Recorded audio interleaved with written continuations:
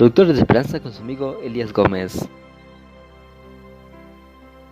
Estamos en el capítulo 13 del Evangelio de Mateo. En este capítulo Jesús comienza a hablar a las personas en parábolas. Y la razón por la que lo hace también está registrado en el versículo 13 que dice, bueno, desde el 12 en realidad, porque dice así: porque el que tiene le será dado y tendrá más, pero el que no tiene aún lo que tiene le será quitada. Por eso les hablo por medio de parábolas, porque ellos miran y no ven, escuchan y no oyen, ni entienden. Porque la mente de este pueblo está entorpecida. Han endurecido sus oídos y han cerrado sus ojos para no ver, para no oír con los oídos ni entender con su corazón. En otras palabras, Jesús les habla en parábolas porque la mente del ser humano está entorpecida por el pecado. Jesús les habla en parábolas, nos habla en parábolas para enseñarnos cosas complejas de una manera sencilla, para enseñarnos cosas celestiales en un lenguaje simple y sencillo. Por eso Jesús comienza a hablar en parábolas.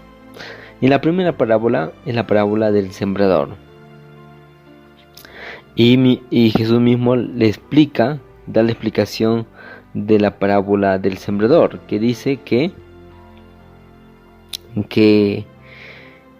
el sembrador es el evangelio, el que da el evangelio, y la tierra es el que recibe el evangelio, y la semilla es el mismo evangelio.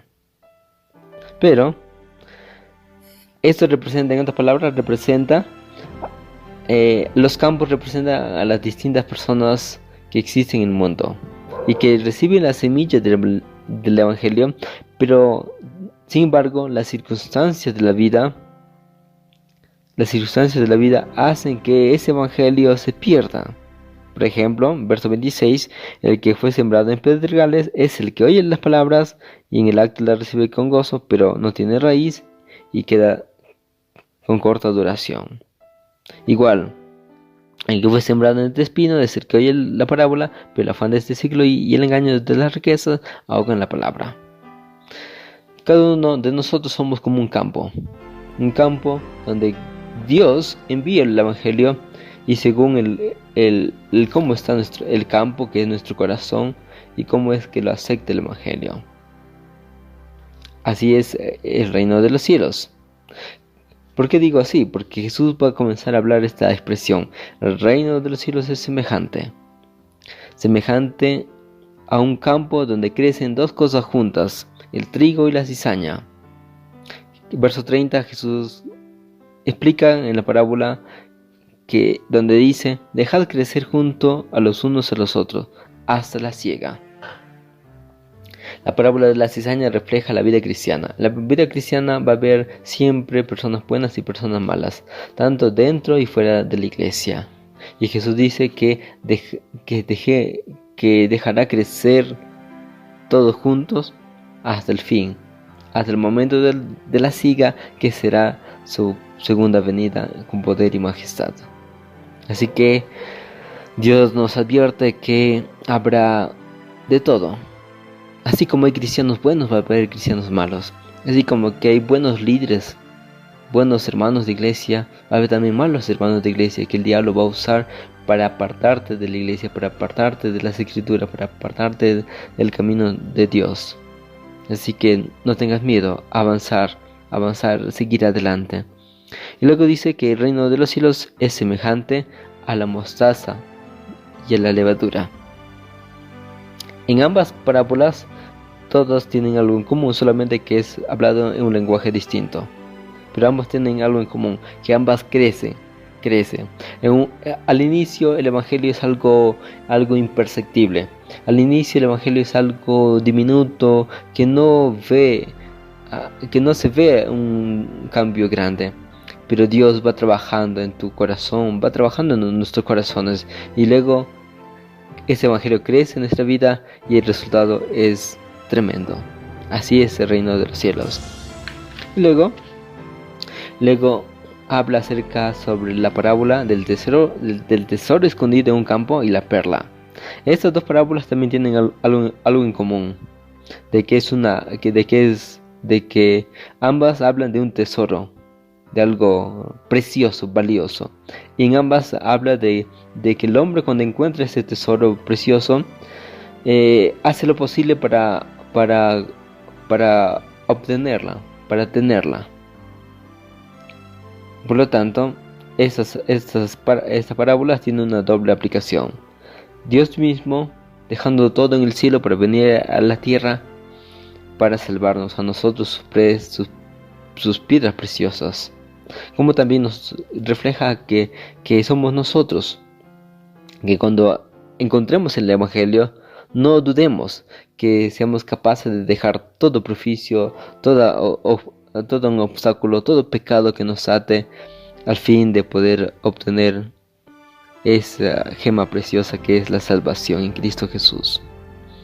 Luego habla otra parábola, verso 47, que dice: también el reino de los cielos es semejante a la red que se echa en el mar y se saca toda clase de peces, y cuando se sacan los peces se hace una especie de distribución, los peces buenos y los peces malos, los peces puros y los peces inmundos. Esto haciendo una referencia al tiempo del fin, cuando Cristo habría de venir por segunda vez, separará, tal igual como el trigo y la cizaña, separará los peces impuros y los peces puros. Y luego dice en el versículo 52, que el reino de los cielos es semejante a un padre de familia que saca de su tesoro cosas nuevas y cosas viejas. Es decir, que el reino de los cielos está en la Santa Biblia, que hay que escarbar, hay que descubrir. Bueno, por lo tanto, cada parábola que Jesús estaba contando en aquel momento refleja una perspectiva del reino de los cielos, una perspectiva del Evangelio, una perspectiva del plan de salvación. La primera perspectiva habla acerca de que el Evangelio es dado a todos, pero según nuestro corazón, como es nuestro corazón, ese Evangelio es aceptado. Bueno, la otra perspectiva habla acerca de la sociedad, que en la sociedad habrá tanto buenos y malos, pero aún así debemos avanzar. Va a haber buenos médicos y malos médicos, va a haber buenos policías y malos policías, va a haber buenos políticos y malos políticos, va a haber buenos pastores y malos pastores. A medida que se va acercando el tiempo del fin, eso se verá y se verá cada vez más. Y bueno, la otra perspectiva habla acerca del mismo Evangelio, que cuando llega al corazón de la persona, al inicio es pequeño, pero a medida que pasa el tiempo, a medida que Dios va trabajando en nuestra vida, eso se va a crecer, y su crecimiento va a ser tremendo y grande y visible, y va a ser bendición para otras personas. Bueno, la otra perspectiva habla del sacrificio que se hace para tener el Evangelio. El Evangelio es algo precioso, es algo maravilloso, pero para tenerlo hay que pagar el precio, arrepentirnos de nuestros pecados y obrar, seguir los pasos de Cristo. La otra perspectiva que nos menciona es de que el Evangelio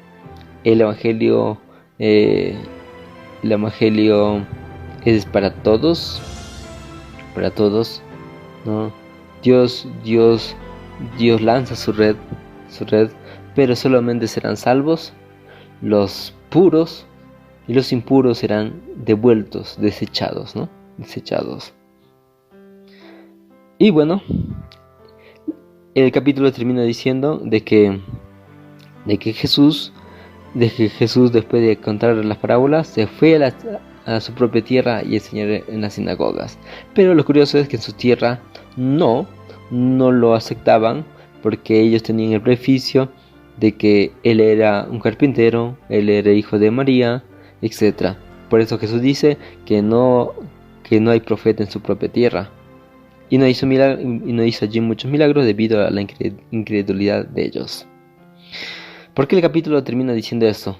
de que muchas veces no entendemos el reino de los cielos porque tenemos prejuicios, no entendemos las parábolas, no entendemos el mensaje porque tenemos preconceptos. Pero dejemos a un lado todo ello porque la salvación está a la puerta. No la desaprovechemos, no la dejemos ir. Está ahí en Cristo Jesús. Eso fue el Reavivado por su palabra. Un abrazo, que Dios te bendiga, que tenga la paz del cielo. Chao.